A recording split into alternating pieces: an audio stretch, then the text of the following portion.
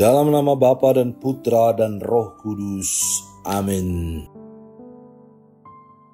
Allah yang Maha Kuasa dan Kekal, Engkau mengatur segala yang ada di langit dan di bumi.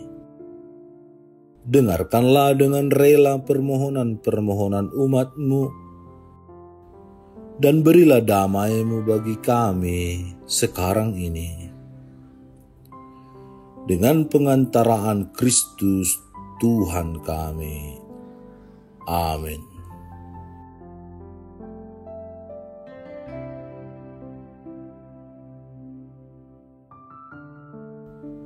Tuhan bersamamu dan bersama rohmu.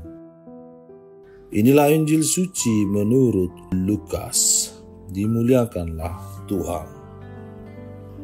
Maka datanglah kepada Yesus beberapa orang Saduki yang tidak mengakui adanya kebangkitan. Mereka bertanya kepadanya, "Guru, Musa menuliskan perintah ini untuk kita. Jika seorang yang mempunyai saudara laki-laki mati sedang istrinya masih ada, tetapi ia tidak meninggalkan anak, saudaranya harus kawin dengan istrinya itu dan membangkitkan keturunan bagi saudaranya itu. Adalah 7 orang bersaudara. Yang pertama kawin dengan seorang perempuan lalu mati dengan tidak meninggalkan anak. Lalu perempuan itu dikawini oleh yang kedua dan oleh yang ketiga, dan demikianlah berturut-turut oleh ke-7 saudara itu. Mereka semuanya mati dengan tidak meninggalkan anak. Akhirnya perempuan itu pun mati. Bagaimana sekarang dengan perempuan itu? Siapakah di antara orang-orang itu yang menjadi suaminya pada hari kebangkitan? Sebab ke-7-nya telah beristrikan dia." Jawab Yesus kepada mereka, "Orang-orang dunia ini kawin dan dikawinkan, tetapi mereka yang dianggap layak untuk mendapat bagian dalam dunia yang lain itu dan dalam kebangkitan dari antara orang mati, tidak kawin dan tidak dikawinkan. Sebab mereka tidak dapat mati lagi. Mereka sama seperti malaikat-malaikat dan mereka adalah anak-anak Allah karena mereka telah dibangkitkan." Tentang bangkitnya orang-orang mati, Musa telah memberitahukannya dalam nas tentang semak duri, di mana Tuhan disebut Allah Abraham, Allah Ishak, dan Allah Yakub. Ia bukan Allah orang mati, melainkan Allah orang hidup. Sebab di hadapan Dia semua orang hidup. Mendengar itu, beberapa ahli Taurat berkata, "Guru, jawabmu itu tepat sekali."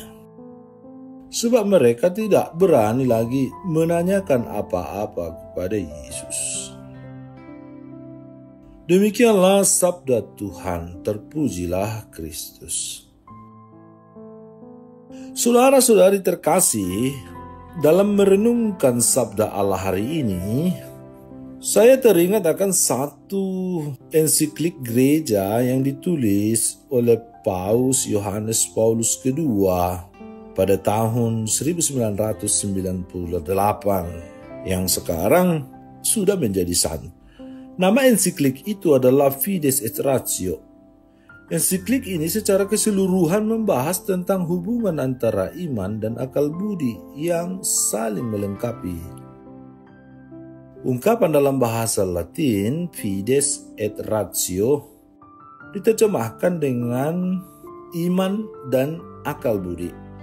Salah satu isi dari ensiklik ini membahas tentang credo ut intelligam, yang artinya aku percaya supaya aku mengerti, atau saya percaya sebelum memahami.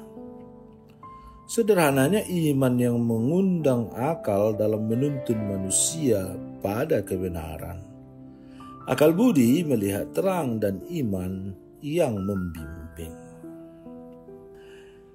Dalam bacaan Injil hari ini, kita diperdengarkan bagaimana orang-orang Saduki yang bertanya tentang kebangkitan lewat pertanyaan seseorang yang mempunyai saudara laki-laki mati meninggalkan istrinya.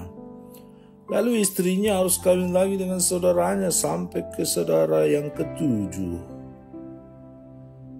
Siapa orang-orang Saduki? Orang Saduki adalah kelompok bangsawan. Kelompok ini salah satu kelompok yang bertanggung jawab terhadap ibadah yang dilakukan di bait suci sebagai kaum imam. Tetapi tidak semua orang Saduki adalah imam. Kelompok ini tidak mempercayai adanya kebangkitan dan kehidupan kekal. Karena latar belakang kelompok inilah mereka hendak mencoba Yesus dengan pertanyaan tentang perumpamaan yang menikahi 7 orang bersaudara. Saudara-saudari yang terkasih, apa yang bisa kita renungkan bersama dalam sabda Allah hari ini? Sampai saat ini masih banyak orang bertanya-tanya tentang kebangkitan setelah kematian. Bahkan kita yang mengimani kebangkitan setelah kematian masih kerap ragu-ragu dengan keyakinan tersebut. Tidak jarang kita sering jatuh pada pemahaman belaka sehingga kita merasa ragu dengan yang kita imani saat ini. Salah satu pokok pesan ensiklik Fides et Ratio hendak menerangi kita bahwa orang yang tidak percaya atau tidak beriman akan sulit menerima penjelasan, tetapi mereka yang percaya akan menerima penjelasan dan penerangan.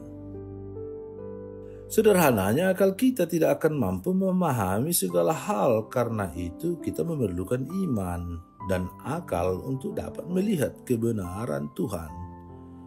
Dengan demikian, kita tidak lagi mendewakan akal budi sebagai satu-satunya kebenaran yang mutlak dan jatuh pada kesombongan intelektual dalam mengenal Allah, mengenal sesama, mengenal dunia ini, mengenal misteri Allah yang takkan mungkin bisa kita pahami.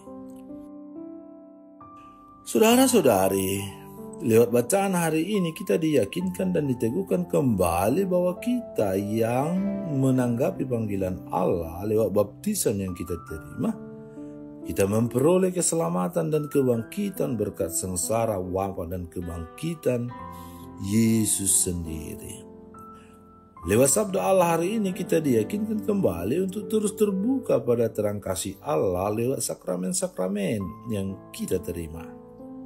Dengan demikian kita memperoleh kebangkitan yang Tuhan janjikan kepada kita. Akhirnya kita dengan jelas dapat berkata bahwa Allah kita bukanlah Allah orang mati, melainkan bahwa Allah kita adalah Allahnya orang hidup. Karena di hadapan Dia semua orang memperoleh hidup dan kebahagiaan. Saudara-saudari terkasih, Yesus telah menjamin kebangkitan badan, kebangkitan dari kematian, dan membuktikannya dengan menampakkan dirinya yang telah bangkit dari kematian, jiwa dan raganya. Jaminan itu bisa kita lihat dalam Injil yang bercerita tentang kisah kebangkitan Yesus, penampakan Yesus dan kenaikan Yesus. Yang sama akan kita alami seperti Yesus yang bangkit. Ketika kita telah mengakhiri hidup kita, ketika kita harus berjumpa dengannya. Sama seperti Dia yang bangkit, begitulah juga kita akan memperoleh kebangkitan dan hidup. Tubuh tidak akan hancur seperti yang pernah kita bayangkan atau kita lihat, tetapi diubah seperti tubuh Yesus yang bangkit, yang tiba-tiba bisa tampil, bisa masuk ke dalam suatu ruangan dan mengatakan kepada Thomas supaya mencucukkan jarinya ke bekas-bekas luka. Begitulah juga kita akan mengalami hal yang sama seperti Yesus. Tuhan memberkati. Ya Allah yang penuh kasih, kami bersyukur kepadamu sebab Engkau senantiasa memberikan kasih-Mu. Bantulah dan tuntunlah kami dalam terang-Mu, sehingga kami tidak jatuh pada kesombongan intelektual kami dalam mengenal Engkau dan mengerti tentang kebangkitan yang Engkau janjikan. Semoga kami dapat selalu bersyukur dan memberikan cinta kasih-Mu kepada sesama kami lewat kesaksian hidup kami. Dengan pengantaraan Kristus Tuhan dan Penyelamat kami. Amin. Tuhan bersamamu dan bersama rohmu. Semoga saudara sekalian dilindungi, dibimbing dan diberkati oleh Allah yang Maha Kuasa, Bapa, Putra, dan Roh Kudus. Amin. Allah Bapa kami, penuntun kehidupan, Engkau telah menuntun Abraham menuju tanah terjanji. Engkau juga menuntun bangsa Israel menuju tanah Yerusalem melalui tangan Musa. Kini kami umat-Mu keuskupan Padang sedang berjalan bersama dalam sinode kefikepan menuju keselamatan yang Engkau janjikan dalam diri Putra-Mu Yesus Kristus. Tuntunlah peziarahan hidup kami dengan kuasa Roh Kudus-Mu, agar kami tetap tabah, sabar dan setia menghadapi kesulitan dan tantangan hidup. Bimbinglah kami supaya mampu berjalan bersama, saling meneguhkan dalam iman, harapan dan kasih. Bunda Maria, doakanlah kami putra-putrimu sepanjang sinode kefikepan ini berlangsung. Ya Bapa, Engkau kami sembah dan muliakan, kini dan sepanjang masa. Amin.